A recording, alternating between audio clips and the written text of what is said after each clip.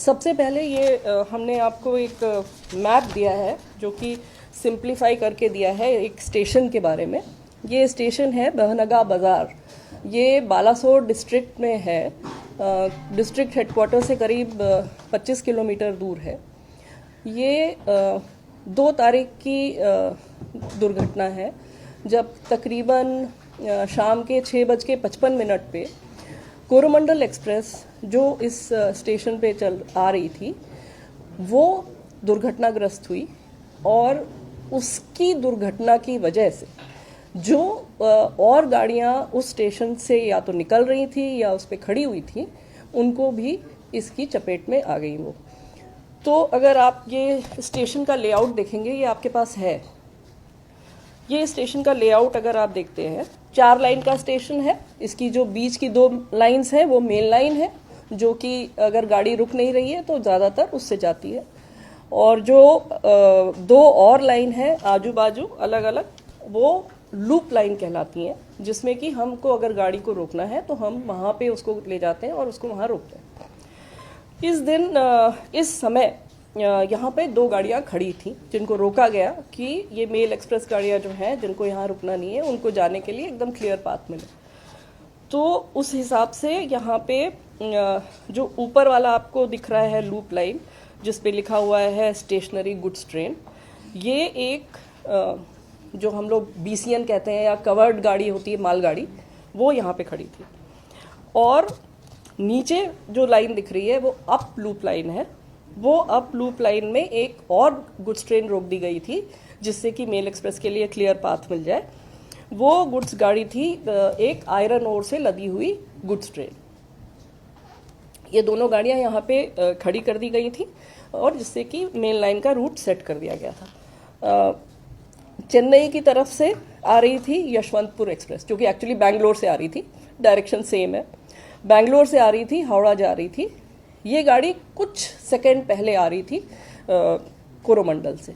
ये जा रही थी बैंगलोर से हावड़ा की तरफ और उल्टे डायरेक्शन में हावड़ा से चली हुई, मतलब शालीमार से चली थी एक्चुअली। कलकत्ता का एक स्टेशन है शालीमार, वहाँ से चली थी।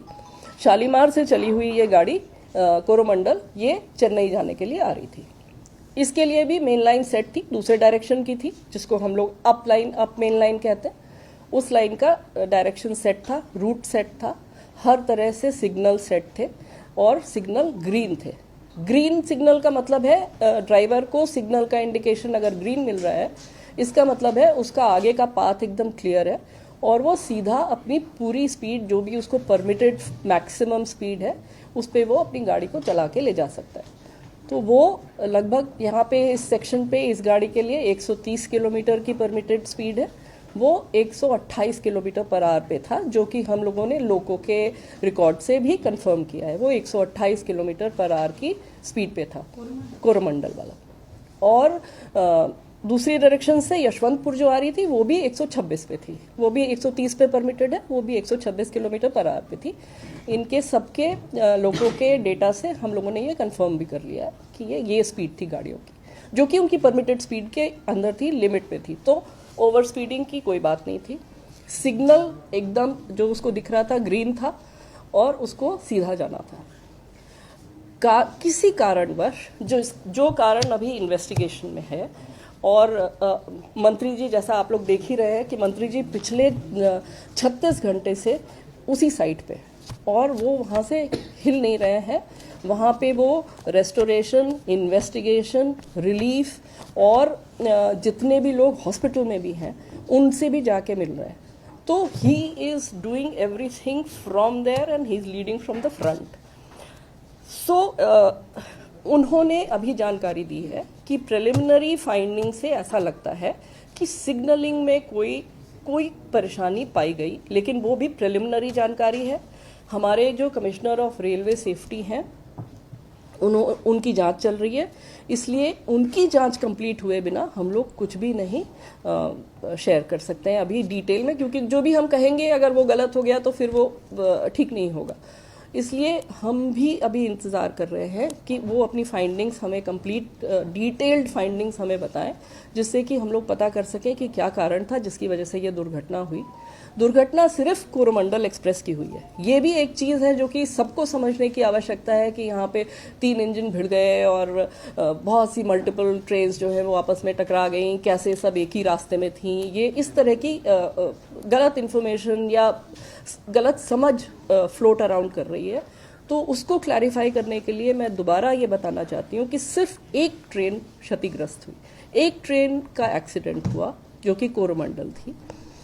उस ट्रेन किसी कारण, जिस भी कारण के वजह से, जिसको हमें पता चलेगी अभी डिटेल में कि क्या कारण था, वो जो एक्सीडेंट ग्रस्त हुई और अप लूप लाइन में जो आयरन ओर की ट्रेन खड़ी हुई थी, जो मैंने आपको बताई मालगाड़ी, उससे टकराई।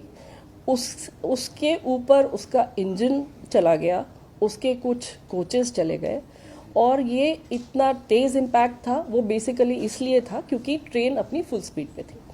128 kmph पे मामूली चीज़ नहीं है। और दूसरी इशू ये था कि वो एक आयरन ओर की ट्रेन थी जो कि बहुत ही भारी ट्रेन होती है। तो वो सारा इम्पैक्ट जो है, कोलिजन का इम्पैक्ट, अगर आप लोग किसी भी टेक्निकल कोलिजन एक्सपर्ट से भी पूछेंगे, कोलिजन का इम्पैक्ट उसने कम्प्लीटली रिजेक्ट कर दिया क्योंकि वो आयरन ओर भरी हुई ट्रेन थी। एंड द एंटायर पूरा का पूरा इम्पैक्ट जो है वो सारा का सारा ट्रेन के ऊपर आ गया। कोचिंग ट्रेन थी ये। अब इस ट्रेन के बारे में भी मैं कुछ बताना चाहूँगी। ये ट्रेन है LHB ट्रेन, हमारी जो LHB कोचेस है उसकी ट्रेन है ये। LHB is a very very safe train. अगर आप और एक्सीडेंट्स इस तरह की ट्रेन के देखेंगे, आपको मिलेगा कि इवन एट फुल स्पीड ये ट्रेन कैप्साइज नहीं होते। इसके कोचेस जो हैं वो दे डोंट टर्न टर्टल, और इसलिए उसमें जो लोग होते हैं वो उनको कोई ज़्यादा इंजरीज नहीं होती है। अनफॉर्चुनेटली इस केस में ये ऐसा हादसा हुआ कि इस स्पीड पे अगर पूरा का पूरा इम्पैक्ट ट्रेन के ऊपर आएगा तो कोई भी दुनिया में ऐसी कोई टेक्नोलॉजी नहीं है कि वो इस तरह के जंबलिंग अप को प्रिवेंट कर सके। तो मालगाड़ी बिल्कुल नहीं डिरेल हुआ क्योंकि आयरन ओर था वो। तो आयरन ओर इतना स्टेबल और उसकी सेंटर ऑफ ग्रेविटी इतनी स्टेबल होती है कि वो नहीं हिली तक नहीं, उसमें थोड़ा बहुत इधर उधर हुआ पर वो हिली नहीं। और पूरा इम्पैक्ट जो है वो इस ट्रेन के ऊपर आ गया जो कि पैसेंजर्स के साथ थी, और उसकी वजह से ये इंजरीज और अनफॉर्चुनेट डेथ्स बहुत हुई। तो ये है बैकग्राउंड इसका। इसके साथ चूंकि इसके डिब्बे बिखर गए इम्पैक्ट के वजह से, कोलिजन की वजह से सारा इधर उधर बिखरे, तो उसमें से कुछ डिब्बे जो हैं वो अगर आप देखेंगे तो ये जो डाउन लाइन मेन लाइन है इसकी तरफ आ गए। और ये डाउन मेन लाइन पे यशवंतपुर एक्सप्रेस निकल रही थी, वो भी 126 की स्पीड पे जा रही थी।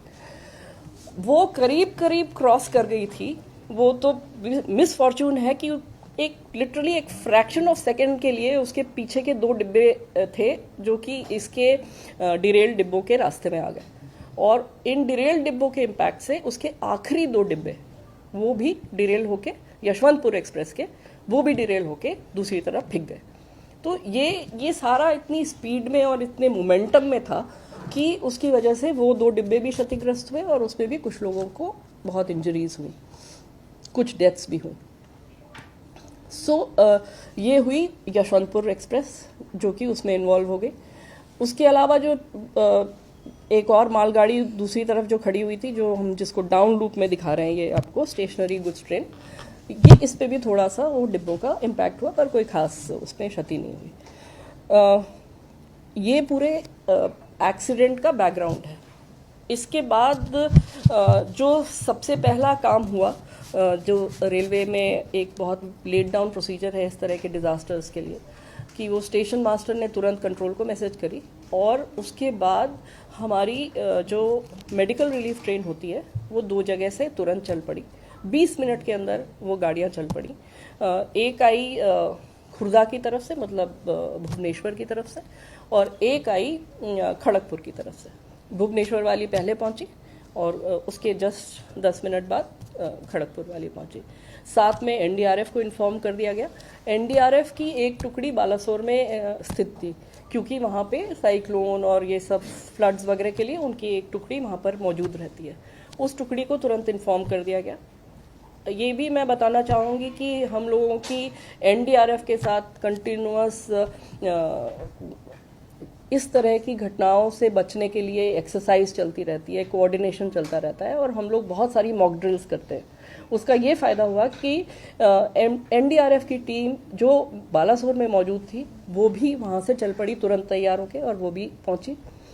जो आर्मी की भी वहाँ पे एक टुकड़ी मौजूद थी वो भी मोबिलाइज हो गई, उसको इन्फॉर्मेशन पहुँच गई, वो भी आ गई। जो स्टेट एडमिनिस्ट्रेशन था, जो स्टेट डिजास्टर रिलीफ थी, जो district manager DM and his team and the SP and the local administration, everybody responded. Locals जो वहाँ पे थे वो तो खैर they are the first responders, वो सारे locals आ गए and immediately जितने लोगों को वहाँ से निकाला जा सकता था, उनको वहाँ से नज़दीक के अस्पताल ले जाया जा सकता था, उसके लिए जो भी कार्रवाई करनी थी वो लोगों ने शुरू कर दी। It is a major disaster, उसमें एक छोटी चीज़ नहीं है, ये एक इतनी बड़ी दुर्घटना और इतने सारे लोगों को का इन्वॉल्वमेंट था। ये सारे लोग इसमें सिर्फ इसी फोकस के साथ लगे रहे कि कैसे लोगों को की जान बचाई जाए और उनको जल्दी से जल्दी हॉस्पिटल पहुंचाया जाए। और जो हमारे डॉक्टर्स वहाँ पे पहुँच गए थे, लोकल डॉक्टर्स, डिस्ट्रिक्ट के डॉक्टर्स पहुँच गए थे, वो फर्स्ट एड वहाँ पे करके एंड इमीडिएटली जो भी इंजर्ड थे उनके लिए जो साधन मिला, जो फर्स्ट अवेलेबल साधन मिला, उससे लोगों को मूव करना शुरू कर दिया। एम्बुलेंसेस तो उसके बाद आई, पर लोगों को इस हिसाब से निकालना और मूव करना शुरू हो गया। ये पूरा बचाव और इसका कार्य पूरी रात चलता रहा। सुबह तक 3 तारीख की सुबह तक जब सारे वरिष्ठ अधिकारी भी पहुंच गए वहाँ पे, मंत्री जी खुद पहुंच गए, भी ये काम चलता रहा। और करीब दोपहर के 2 बजे के करीब जितने भी लोग उसमें या तो फंसे थे या जिस भी तरह से थे उनको निकाल लिया गया। ये काम जब कंप्लीट हो गया, हर तरह से इंश्योर कर लिया, डिस्ट्रिक्ट एडमिनिस्ट्रेशन ने भी, लोकल पुलिस ने भी ये कंफर्म किया कि यहाँ पे अब कोई व्यक्ति इसमें नहीं है, तब उसके बाद रेस्टोरेशन का काम शुरू हुआ। इसलिए रेस्टोरेशन में अभी समय लगेगा। रेस्टोरेशन में भी बहुत बड़ा काम है, क्योंकि यहाँ पे ट्रैक वगैरह सब कुछ एकदम डैमेज हो गया। जो OHE के पोल जिस पे कि बिजली के तार चलते हैं वो सब कुछ डैमेज्ड है, तो वो रेस्टोरेशन का काम चलता रहा। उसके बाद पूरी रात मंत्री जी खुद वहाँ पे उसको सुपरवाइज करते रहे सीनियर ऑफिसर्स के साथ। हमारे रेलवे बोर्ड के चेयरमैन साहब और हमारे मेंबर इंजीनियरिंग जो हैं वो खुद, और मेंबर रोलिंग स्टॉक, सब लोग वहाँ पर रहे, जनरल मैनेजर्स, DRMs, सब लोग वहाँ पे। अपार्ट फ्रॉम हमारी टीम्स जो कि लेबर, सारा टेक्निकल टीम्स, सारे मटेरियल जो चाहिए रिप्लेस करने के लिए, सब लोग वहाँ पे मोबिलाइज होते रहे। सारी रात वो गाड़ियाँ भी शटल की तरह से चलती रहीं और वो सामान वहाँ पे पहुँचा के अभी आप देख ही रहे हैं कि रेस्टोरेशन का काम बहुत तेज़ी से चल रहा है। शायद शाम तक 8-8 बजे तक हमको एक लाइन मिलने की उम्मीद है। हो भी सकता है कि अगर काम ठीक चला तो दोनों लाइनें इस लायक हो जाएंगी कि कुछ गाड़ियाँ निकल सकें, धीमी गति से निकल सकें। सर नहीं, I am talking about the main line. पहले मेन लाइन देंगे क्योंकि गाड़ियाँ निकलने लगे, उसके बाद फिर आगे देखते हैं। एक मिनट, हाँ, सारे सवाल रुक जाइए। उसके बाद सवाल नहीं। मुझे दो चीजें और बतानी है, बस 2 चीजें और बतानी है। ये तो हुआ रेस्टोरेशन का काम। उसके बाद जो इंजर्ड है उनके बारे में मुझे कुछ कहना है। आप लोगों के माध्यम से भी मैं ये सबको कहलवाना चाहती हूँ, हमारी एक सिंपल हेल्पलाइन नंबर है 139। हमने सब जगह अलग अलग स्पेशल हेल्पलाइन नंबर्स खोल दिए, हर जगह हेल्प डेस्क खोल दिए, हर स्टेशन पे जो भी कनेक्टेड स्टेशंस हैं वहाँ पे हेल्प डेस्क खुली हुई है, वहाँ पे ऑफिसर्स बैठे हुए हैं। लोगों की रिलेटिव्स की मदद करने के लिए। हम लोग खुद पूरी रात यहाँ पे 36 घंटे से मैं पर्सनली तो यहाँ पे 36 घंटे रही हूँ, उसके अलावा बाकी लोग जो हैं वो शिफ्ट ड्यूटी पे आते रहे हैं। हमारा एक वॉर रूम है, वो हम आपको दिखाएंगे, वहाँ से हम सारा कोऑर्डिनेशन कर रहे थे यहाँ से, जो कि दूसरी एजेंसीज के साथ चाहिए, पैसेंजर्स के साथ चाहिए, जो इंजर्ड है उनके साथ चाहिए, उनके रिलेटिव्स के साथ चाहिए, उनके नेक्स्ट ऑफ किन के साथ चाहिए। तो वो हम आपके माध्यम से फिर अपील करना चाहते हैं, हम ये इन्फॉर्मेशन सबको पहुंचाना चाहते हैं जो भी परेशान है इस सिचुएशन में। 139 एक सिंपल नंबर है, उसको कॉल करें। वहाँ पे हमारे ऑफिसर्स बैठे हैं, वहाँ पे कोई कॉल सेंटर के ऊपर हमने नहीं सिर्फ काम छोड़ रखा है कि वो जो आपको 1 घंटे रुकाएंगे और कहेंगे कि अब आप ये नंबर डायल करिए, अब वो नंबर डायल करिए, या आप इससे कांटेक्ट करिए और हमें नहीं पता, हम बताएंगे आपको। इस तरह की चीज़ से हमने इसको निकाल के हमारे सीनियर ऑफिसर्स वहाँ पे बैठे हुए हैं जो कि खुद एक एक कॉल का जवाब दे रहे हैं, और जितनी मदद हो सकती है लोगों को कनेक्ट करने की वो हम कोशिश कर रहे हैं। इसमें अगेन आपके माध्यम से मैं सब पब्लिक को ये कम्युनिकेट करना चाहूँगी कि किसी के भी अगर कोई relatives, friends, anybody known to them अगर इसमें फंसे, इसमें अफेक्ट हुए हैं, प्लीज़ कॉल 139। हम उनको बालासोर जहाँ के हॉस्पिटल्स में लोग हैं, भुवनेश्वर जहाँ पे हॉस्पिटल्स में लोग हैं, वहाँ तक हम उनको पहुँचाएंगे। हम उनकी journey, we will take care of their journey, we will take care of connecting them to their loved ones, their friends जो भी इसमें इंजर हुए हैं। हम उनके वहाँ पे लोकल मूवमेंट का अरेंजमेंट करेंगे। हम वहाँ पे अगर उनको कहीं रहने की व्यवस्था चाहिए, उनको खाने की कोई ज़रूरत होगी, वो भी हम लोग देखेंगे। हर एक पेशेंट के साथ हमारा एक स्काउट एंड गाइड नॉमिनेटेड है जो कि उस पेशेंट की और जितने भी उनके रिलेटिव्स, उनके वेल विशर्स उनके साथ है, उनके साथ उनकी जितनी भी तरह की मदद उनको चाहिए, किसी भी तरह की मदद उसको करने के लिए तैयार है।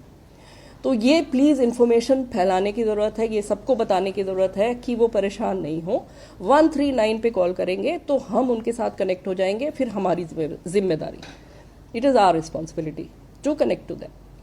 ये एक आइटम। दूसरा, जो एक्सग्रेशिया पेमेंट अनाउंस हुआ है, मंत्री जी ने जो माइनर इंजरी है उसके लिए 50,000, जो सीरियस इंजरी है उसके लिए 2 लाख, और अगर किसी की अनफॉर्चुनेटली डेथ हो गई है तो उनके नेक्स्ट ऑफ किन को 10 लाख की घोषणा की हुई है।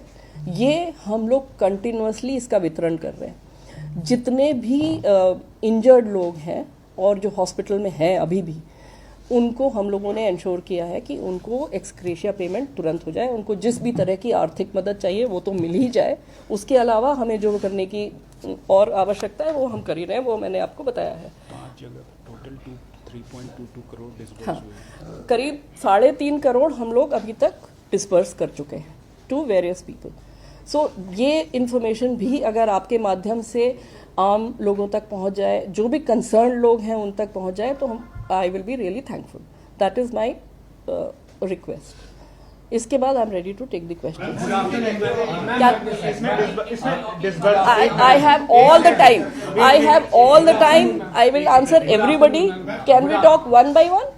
वन बाय इसमें एक डेटा ऐड कर लीजिए, मैम ने जितना बोला है, जो डिसबर्सल हुआ है सब बताऊंगी। I tell you everything, I tell you जो एवरीथिंग। डिसबर्सल हुआ है उसमें मैम ने जो बताया उसमें एक डेटा और ऐड कर लीजिए। टोटल 285 केसेस में 3.22 करोड़ 285 लोगों ने क्लेम लिया है। 285? हाँ जी, 285 और लोगों ने क्लेम लिया है, और 3.22 करोड़ अभी हुआ है। अभी काफी बांटना बचा है, लोग आ रहे हैं, वेरिफिकेशन होकर तुरंत दिया जा रहा है। और टोटल 6 लोकेशन पे हम लोग डिसबर्सल कर रहे हैं। 3.22 करोड़। हाँ, 6 लोकेशन पे हम लोग डिसबर्सल कर रहे हैं। अब क्वेश्चन लेंगे, please have patience, have patience. Be patient, I will answer every single question. मैं moderate good afternoon ma'am, I am Gaurav from ANI। मेरा आपसे ये सवाल है कि जितनी भी अभी जानकारी आ रही है सिग्नल को लेकर, काफ़ी सवाल उठ रहे हैं।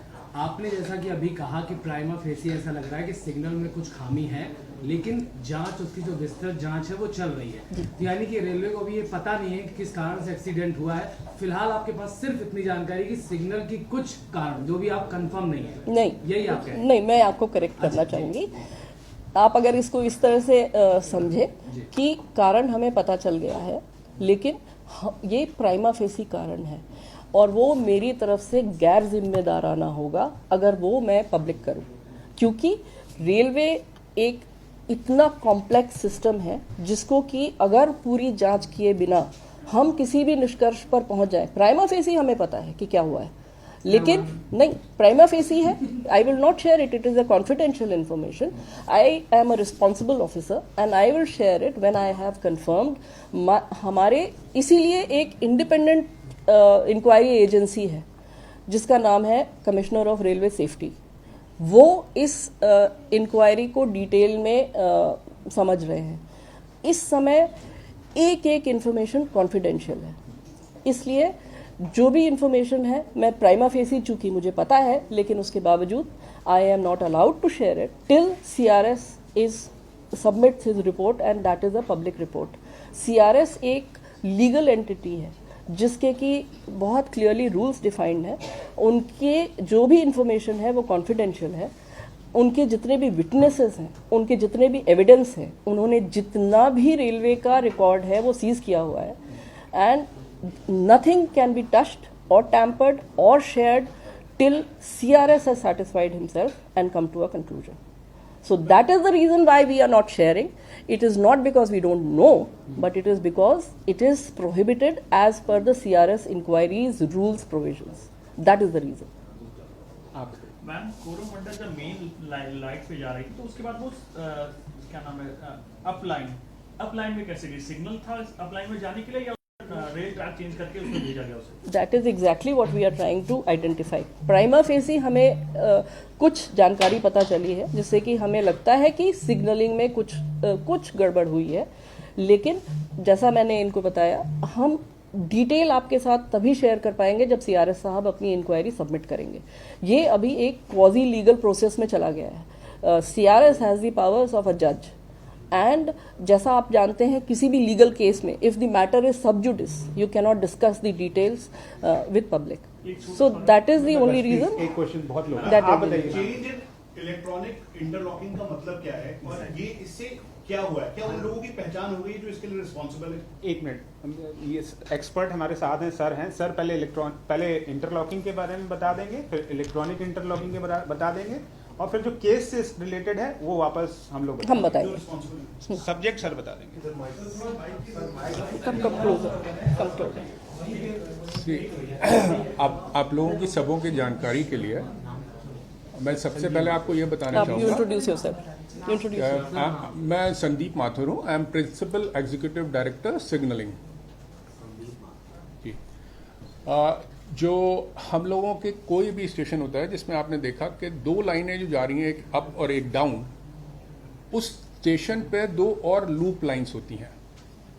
तो उस मेन लाइन पे अगर सीधा ट्रेन को चलना है तो कोई इशू नहीं है, बट अगर लूप लाइन में हमें ट्रेन को ले जाना है तो एक पॉइंट होता है जो कि इसमें आपको दिखाया हुआ है नक्शे में, उसके ऊपर, तो उस पॉइंट को हमें ऑपरेट करना होता है जिससे वो आगे पीछे ट्रेन सीधी जाएगी या लूप में जाएगी। दूसरी चीज हम लोगों को ये डिटेक्ट करना होता है कि वो आगे की जो ट्रैक है वो ऑक्युपाइड है या अनऑक्युपाइड है। तो दो चीजें हो गई बेसिकली, एक पॉइंट और एक ऑक्युपेंसी ऑफ ट्रैक। सिग्नल जो है इस तरीके से इंटरलॉक होता है, जो इंटरलॉकिंग वर्ड आप लोग यूज कर रहे हैं उसको यहीं से लिया गया है। इस तरीके से इंटरलॉक होता है कि आगे की लाइन ऑक्युपाइड है नहीं ये पता चल जाए, और पॉइंट उससे सीधा ले जा रहा है या उसको लूप लाइन में ले जा रहा है ये पता चल जाए। तो जब पॉइंट सीधा ले जा रहा है और आगे का ऑक्युपाइड नहीं है तब वो सिग्नल ग्रीन होता है, और जब पॉइंट लूप में ले जा रहा होता है उसे और लूप लाइन क्लियर है तब वो सिग्नल येलो होता है और उसका रूट दिखाते हैं कि ये दूसरे रूट पे ले जा रहा है। तो ये इंटरलॉकिंग बेसिकली काम करती है। तो ये आप लोगों को इंटरलॉकिंग का बताया मैंने। बेसिकली एक सेफ वे में ट्रेन को स्टेशन से हम लोग ले जाएं, उसके लिए ये पॉइंट और डिटेक्शन यूनिट को सिग्नल से हम इस तरीके से इंटरलॉक करते हैं कि वो मूवमेंट उसको क्लियर रहे, कोई आगे ना हो, और उसको किस तरफ जाना है, में सीधा जाना है या लूप में जाना है, ये पता चल जाए।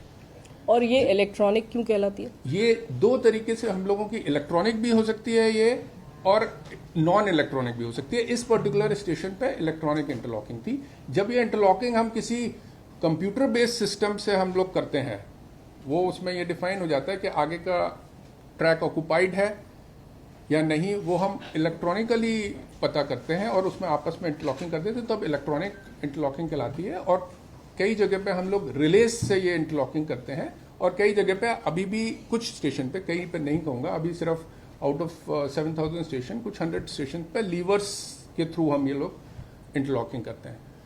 तो ये इंटरलॉकिंग है, और इस पर्टिकुलर स्टेशन पे इलेक्ट्रॉनिक इंटरलॉकिंग थी। मतलब कंप्यूटर बेस्ड है, कंप्यूटर बेस्ड है। और जो लोग इसके लिए रिस्पॉन्सिबल है, क्या उनको चिन्हित कर लिया गया है, उनको पहचान हो गई है? I'll answer that. क्या टेम्पर भी हो सकता है? मैं बताती हूँ कि आपको। सिग्नल था पहले green And फिर उसके- just supplementing this question, can there be a malfunction in this? And how is it possible if it can be a malfunction? Let us answer both the questions. One, it is supposed to be tamper proof. It is supposed to be error proof. उसका exact word बता देता हाँ, हूँ। बताओ। It is called as fail safe system. मतलब it will fail on a safer side. ठीक है, अगर फेल भी हो गया तो सिग्नल लाल हो जाएगा, मतलब गाड़ी रोक दो बेसिकली। अगर फेल हुआ तो उसमें फेल सेफ सिस्टम है। फेलियर कंप्यूटर समझता है, लॉजिक समझता है, और उसको डिटेक्ट करेगा अगर कि यहाँ पे कोई फेलियर है, तो वो सारे सिग्नल लाल हो जाएंगे, फेल सेफ हो जाएगा, और गाड़ियाँ बंद हो जाएंगी कि पहले आप रुक जाइए, लेट अस चेक क्या प्रॉब्लम है, तभी आप आगे जाइए। तो ये फेल सेफ सिस्टम है as far as the tampering and the error part of it is concern. But however, as it is being suspected, there was some kind of a problem in the system. Whether it was a physical error, कि मान लीजिए, मैं आपको सिर्फ मैं इस particular case के संदर्भ में नहीं बता रही हूँ, अगर possibilities of what can go wrong. Supposing किसी व्यक्ति ने वहाँ पे आसपास कुछ खोद दिया बिना ये देखे कि वहाँ पे केबल जा रहे हैं कि नहीं जा रहे हैं, कुछ अगर काट दिया। अक्सर देखेंगे आपकी कुछ काम चल रहा है, रोड बन रही है, कुछ हो रहा है, पेवमेंट बन रहा है, और अगर बिना उसने जानकारी के, बिना उचित परमिशन के वहाँ पे काम किया, पॉसिबल है कि केबल कट जाए, या इस तरह की चीज़ों से प्रॉब्लम आ सकती है सिग्नलिंग में। या किसी ने उसमें कुछ मतलब कोई शॉर्ट सर्किट हो गया, या कहीं ज़्यादातर ऐसी चीज़ें होती नहीं है, नॉर्मली इस तरह का नहीं होता है, बट एक मशीन है ये, चाहे वो इलेक्ट्रॉनिक मशीन हो, चाहे मैकेनिकल मशीन हो, कोई भी मशीन फेलियर प्रोन होती है। एक मतलब 99.9% कोई फेलियर नहीं होगा, पर एक 0.1% चांस मशीन में फेलियर का होता है। तो वो पॉसिबिलिटी तो हमेशा ही है हर तरह के सिस्टम में। हाँ, उधर आकाश। आकाश आकाश, की पहचान हो गई है क्या? जो आपका एक क्वेश्चन हो गया, प्लीज वन क्वेश्चन फोकस। वही क्वेश्चन था उसका सवाल। वो मैं बता देती हूँ, वो लोगों की पहचान प्राइमा फेसी हो गई है, लेकिन हम आपके साथ CRS इंक्वायरी के बाद ही शेयर करेंगे। Ma'am, I know that detailed investigation is underway. But the question is, as far as I know, there are several conditions that need to be fulfilled for the interlocking and the signaling. Right. The question is whether the train went on to loop line when the signal was given for the up line. If yes, then whether it derailed first and then dashed into the goods train, or first it dashed into goods train and then got derailed. Yes, that is a very good question. That is exactly what we have been trying to identify. ठीक है, नहीं आप सुनिए, you please have a little patient, I will explain in detail. ये हादसा हो गया, उसके बाद हम लोगों ने सब उसमें इन्वेस्टिगेट करना और समझने की कोशिश शुरू की। ठीक है, एक बार हादसा हो गया, आपने सबने तस्वीरें देखी हैं, कुछ लोगों ने शायद फिजिकली भी देखा हो कि वहाँ पे क्या हालत है सिचुएशन की। एक एक पटरी उखड़ गई है, एक एक पॉइंट उखड़ गया है, गाड़ियाँ, डिब्बे सब एक के ऊपर अगल बगल यहाँ वहाँ छितराए हुए हैं। इसलिए ये भी कहना कि पॉइंट क्या मेन लाइन के लिए सेट था कि लूप लाइन के लिए सेट था, वो भी एक आसान जवाब नहीं है। लेकिन उसका जवाब मिल जाएगा, वो जवाब CRS इंक्वायरी में निकल के आ जाएगा। Ma'am, just Ma'am, an additional एक question. second, ma'am. Just an additional question. Ma'am, point number 17 was the point. Right, right. It was said in the preliminary inquiry that signal was given and then was taken back. It is not possible technically. No, right? no, no, no. वो That's preliminary not. inquiry- No, that's not a preliminary inquiry. I don't know आपसे किसने वो share किया है. वो data logger का input जो कि एक मैटर ऑफ रिकॉर्ड है, वो हम सब ने देखा है. मैंने देखा है पर्सनली, हमारे सिग्नल के एक्सपर्ट ने देखा है, हर आदमी ने देखा है जो कि यहाँ के रेलवे का इंचार्ज है. There is no defect in the logic of the signal that was observed. Right. केवल एक सवाल, हाँ, बताइए। केवल समझने के लिए पूछ रहा हूँ, कोरमंडल डिरेल हुई पहले या इसने हिट किया है? ये हमें यही जानकारी CRS इंक्वायरी से निकलेगी, क्योंकि वही मैं फिर से दोहराऊंगी कि इंफॉर्मेशन अब हम उसको एक तरह से उसको एज अ डिटेक्टिव उसको समझने की कोशिश कर रहे हैं कि क्या हुआ होगा, क्योंकि वहाँ पे इतना बड़ा हादसा हो गया है कि वो ग्राउंड सिचुएशन पूरी ख़त्म हो चुकी है. सारे ट्रैक उखड़ गए हैं, सारे पॉइंट उखड़ गए हैं, सारे केबल उखड़ गए. हमारे पास एक डिजिटल रिकॉर्ड है, हमारे पास डिजिटल रिकॉर्ड है जो कि कोई एरर नहीं दिखाता है इस मूवमेंट में, पर हादसा हुआ है. सो दैट मीन्स कि something really went wrong. Preliminary we know what went wrong, what possibly went wrong. But as again I am repeating, because it is under CRS inquiry, I am not at liberty to share it. But just be patient, we will be able to share it with you with all the details very soon, with specific responsibility. नहीं, एक question please, one question आप बताइए. Clarify why everybody is talking so much about Kavach? मतलब it's everywhere on Yes, social media. we must. Could you please clarify for the layman Yes. what role does Kavach have in this accident, or it doesn't have any role? Please clarify. I'll do that. एक कवच के बारे में भी मैं आप लोगों को सबको समझाना चाहूँगी कि सबसे पहली चीज़ जो कि we should be proud of कि ये एक इंडिजिनस डेवलपमेंट है. ये भारत का अपना बनाया हुआ सिस्टम है जो कि एक एंटी कोलिजन सिस्टम है. We are very very proud of this and we hope that tomorrow we will be able to export it to the rest of the world. पहली चीज़. दूसरी चीज़, चूँकि ये एक इंडिजिनस सिस्टम है और ये सेफ्टी रिलेटेड है और ये ट्रेन्स की सेफ्टी जिसमें कि लोग आते जाते हैं, माल आता जाता है, इसलिए इसकी टेस्टिंग बहुत रिगरस होती है. इसमें हमने हर तरह की टेस्टिंग करी है और जब हम लोग इससे सेटिस्फाई हो गए कि ये बिल्कुल ठीक है और खरा है और ये सेफ़ है, इसमें इस लेवल की टेस्टिंग की गई कि मंत्री जी खुद उसमें ट्रेन में चले और दूसरे डायरेक्शन से एक और ट्रेन लाई गई और ये चला के देखा गया कि फुल स्पीड पे भी गाड़ी पे ब्रेक लगता है. So that is the level of testing we have done. That is the level of involvement that has been there at even the top most level. After we were satisfied that this is now a technology that we can proliferate all over the country, then let me explain that what does it involve? It involves putting these devices all along every single track of Indian Railways. And I hope you people know how many kilometers of track does Indian Railway have. Okay, so physically putting these devices along the track is going to take some time. We need some time. Secondly, every single locomotive has to be equipped to read the signals from those devices. So we own more than 8,000 locomotives which are running. Every single locomotive has to be equipped with this equipment. Fourthly, it costs money. So what has been done? Because we know that this is a device that we need on top priority to make safe rail journeys safe, it has been sanctioned as a priority work on Indian Railways. The money has been sanctioned and it has been made available in the budget. Kitna amount hai? Can we share the amount? 13,000 crore for 34,000 route kilometers. So first we decided that we will identify priority high speed sections, and for that alone more than 13,000 crore has been sanctioned for proliferation. Then comes the question of having the production capacity to produce this indigenously. As I have explained it to you, this is an indigenous development and we are very, very proud of it. So to have that kind of equipment production capacity in our own country, we need a little more time. So our vendors are not in position, our production units, our producers, our market, our industry is gearing up to produce and supply as much as Indian Railway needs. So that will also take a little while. So Kavach is there, it is on a rollout, everything to make sure that it is rolled out at the fastest pace possible is there, but you must understand the quantum of the work involved and the quantum of the money needed and the way the industry is supposed to respond and react and generate the equipment that is required to be placed in all along the track and on the locomotives.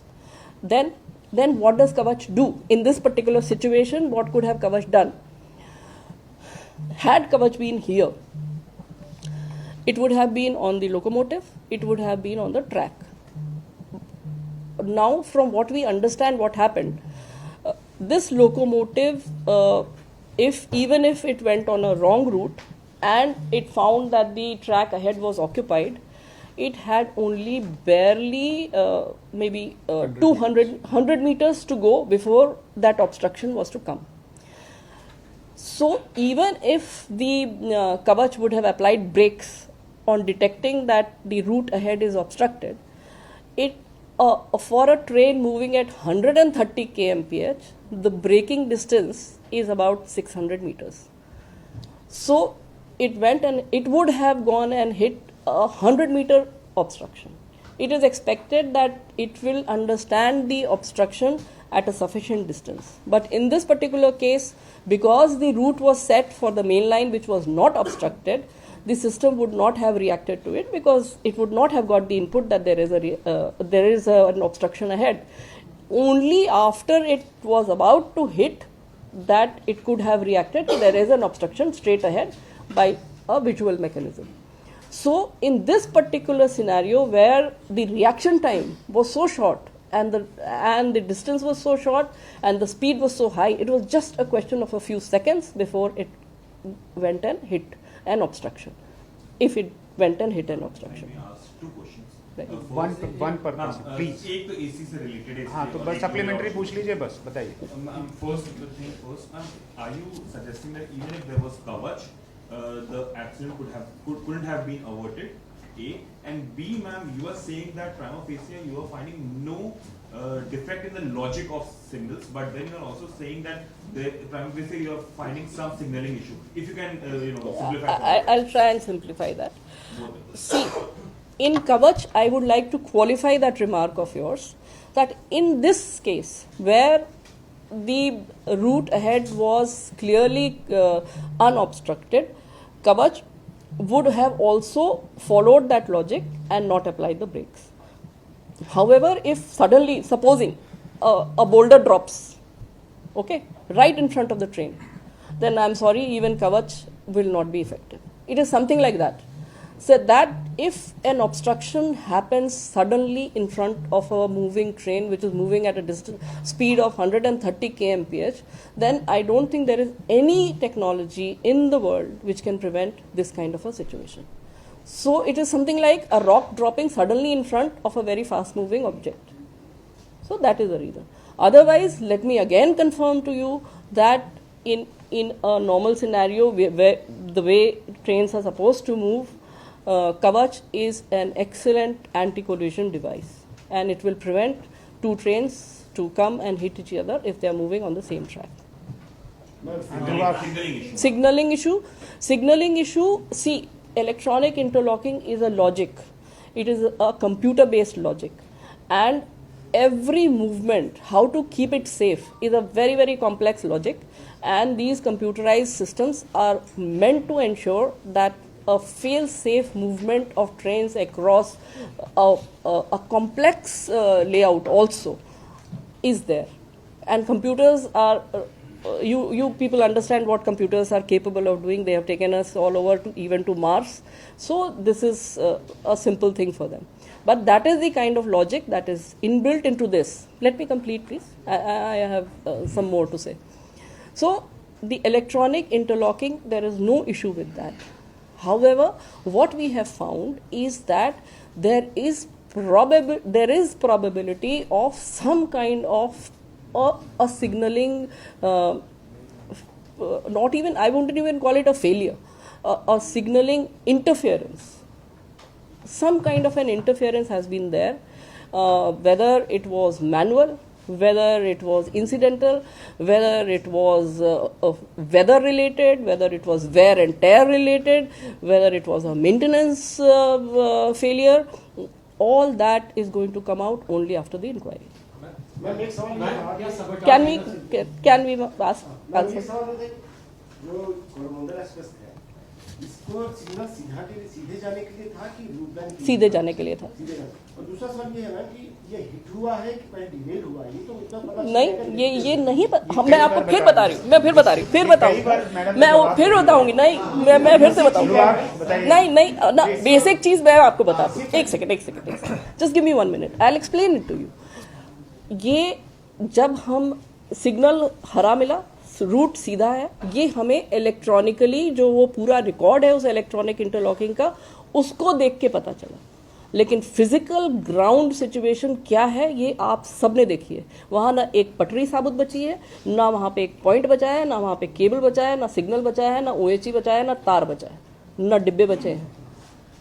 तो उस समय conclusively कह देना कि कहाँ के लिए point set था, that is premature. You have to do proper forensic analysis of the whole accident site to arrive at that conclusion. It is premature to, इसीलिए मैं आप सबसे बात कर रही हूँ कि let us not come to premature conclusions.